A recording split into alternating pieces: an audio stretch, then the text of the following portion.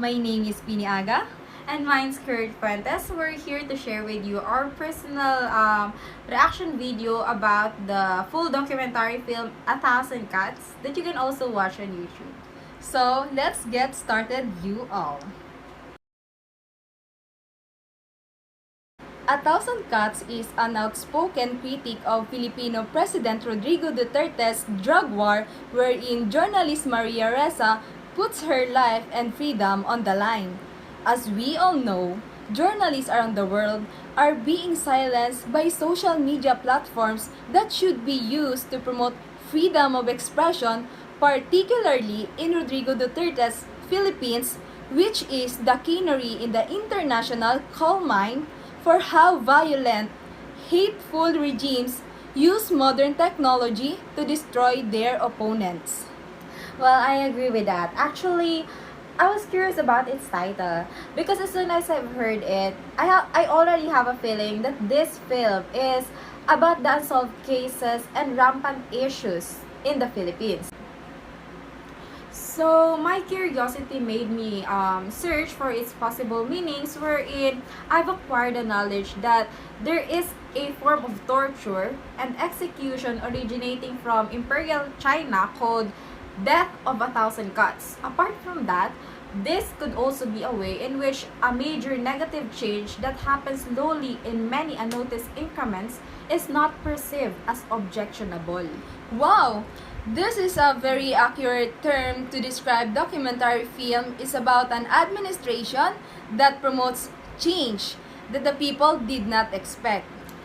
So yes, as a matter of fact, I remembered in the first few minutes of the video, Patricia Evangelista, investigative reporter Rappler, stated that the level of poverty on the ground is phenomenal. And President Duterte offered not just change, but he also offered revenge. The passage is not truly clear to me when I first heard it, but when she added the part that the administration seems to offer, whoever did this to you, I will stop it kind of offer, then I realized that it's referring about the safety of the people whom dream to live in a good society. We can stop them from wanting a peaceful life because for centuries, we've been living in a place full of problems and disasters. And in the next minutes of the film, after that scene you are talking about, it is now truly undeniable that President Rodrigo Duterte had a reputation as an iron-fisted mayor. It was actually stated there by the Malacanang Palace beat Rappler, Pia Ranada, that the president had a lot of nicknames such as Dirty Harry of Mindanao. Thus, these nicknames simply indicate that he may be a politician, but he was an outsider political elite circles in Manila. Because he is an outsider and he is here to change everything which made the people believe him regardless of the miserable reality of society is enduring his administration. You're right about that. This documentary film obviously shows how blinded the Filipino people are in Duterte's 4 years of administration. In the city of Davao, we can't deny that the people know him as a mayor with a good reputation, a well-known politician who is also simple and has a good record during his term. These are the reasons why people couldn't see the truth. The system in the Philippines doesn't really change. They couldn't even grasp the situation of the Philippines as soon as the extrajudicial killings were implemented. They were eager to have a harmonious life, but they couldn't even see that the war on drugs didn't solve nor help address any of the social difficulties that they are facing. Instead, it worsened the situation. Right? This film will truly make you realize that electing Duterte as the president is like digging an even deeper hole in the situation. Funny, isn't it?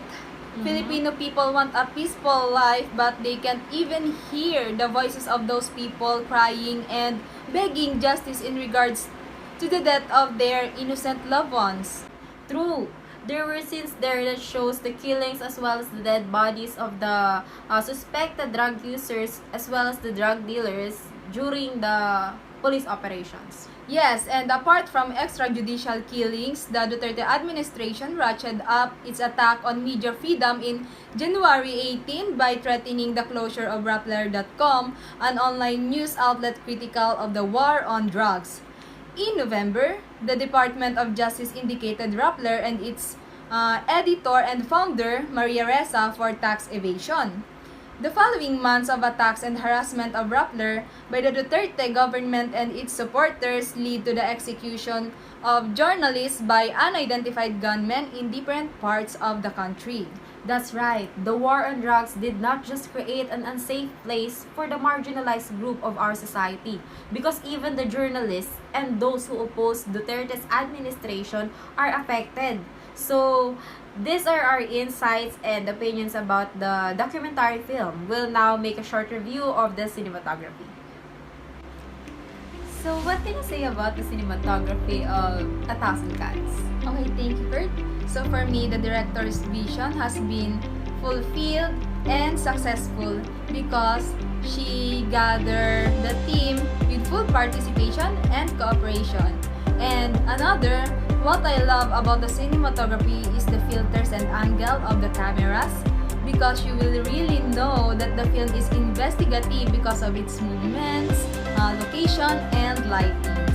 Well, I couldn't agree more with you about that. To tell you the truth, I also fell in love with the cinematography of this film, especially with the flow of the story, wherein director Diaz and her team show a clear handle on all the elements at play in this complex situation from the start of A Thousand Cuts.